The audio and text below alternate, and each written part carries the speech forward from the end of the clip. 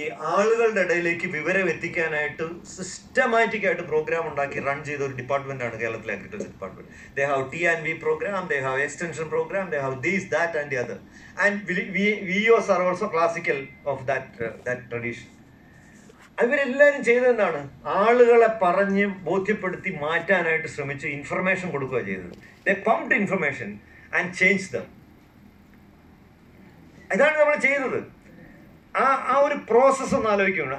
ഇത്തരം process possible ആവുന്നത് നമ്മുടെ ഇൻഫർമേഷൻ കൊണ്ട് ആളുകളെ മാറ്റിയിട്ടാണ്.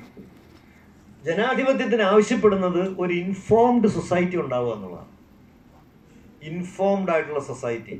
അപ്പം നമ്മളുടേത് ഒരു ജനാധിപത്യ റിപ്പബ്ലിക് ആണെന്നും ജനാധിപത്യത്തിന് ഉത്ബുദ്ധരായിട്ടുള്ള ഇൻഫോംഡ് ആയിട്ടുള്ള ഒരു പൗരാവലി അത്യന്താപേക്ഷിതമാണെന്നും അതിൻ്റെ പ്രവർത്തനത്തിൻ്റെ സുതാര്യത എന്നുള്ളത്, ഈ ജനാധിപത്യം പ്രവർത്തിക്കണമെങ്കിൽ സുതാര്യത അത്യന്താപേക്ഷിതമായിരിക്കുന്നു. വിവരത്തിൻ്റെ സുതാര്യത, transparency of information which are vital to its functioning. ഇപ്പം ജനാധിപത്യം നടക്കണമെങ്കിൽ സുതാര്യത വൈറ്റൽ ആകണം. This is a vital organ. ഈ വൈറ്റൽ ഓർഗനിൻ്റെ പ്രത്യേകത എന്താണ്? വൈറ്റൽ ഓർഗൻ ഒന്നെങ്കിൽ നടക്കും, അല്ലെങ്കിൽ നമ്മൾ പുതപ്പിച്ച് കിടത്തും. എൻ്റെ ഇടയ്ക്കൊരു ഓപ്ഷൻ ഇല്ല. 50% ഹാർട്ടുമായിട്ട് നടക്കാൻ പറ്റുമോ എനിക്ക്?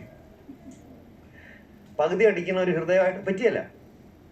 അപ്പം ഈ വൈറ്റൽ ഓർഗന്, അപ്പം ജനാധിപത്യം ജീവിച്ചിരിക്കണമെങ്കിൽ ട്രാൻസ്പെറൻസി ഉണ്ടാവണം. A democracy without transparency is A dead democracy.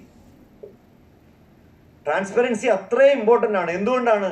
ആ ട്രാൻസ്പെറൻസി ഉണ്ടെങ്കിലേ നമുക്കൊരു ഇൻഫോംഡ് സിറ്റിസണറി ഉണ്ടാവുള്ളൂ. ഇൻഫോംഡ് സിറ്റിസണറി ഉണ്ടായെങ്കിൽ മാത്രമേ നമുക്കൊരു ഡെമോക്രാറ്റിക് റിപ്പബ്ലിക് ഉണ്ടാക്കാൻ പറ്റുള്ളൂ. It's all linked like that. And act എന്തിനാണെന്നാണ് പറയണത്?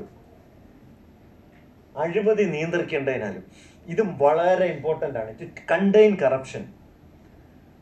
ഉച്ച കഴിഞ്ഞുള്ള സമയമാണ്, സത്യം പറയാനുള്ളത്. എപ്പോഴും അതേ പറയാനുള്ളൂ, പക്ഷെ ഉച്ച കഴിഞ്ഞ് പ്രത്യേകിച്ചും സൂര്യൻ ചാഞ്ഞുകൊണ്ടിരിക്കുന്ന സമയമാണ്. ചോദ്യം ഇതാണ്: നിങ്ങളുടെ ഓഫീസ്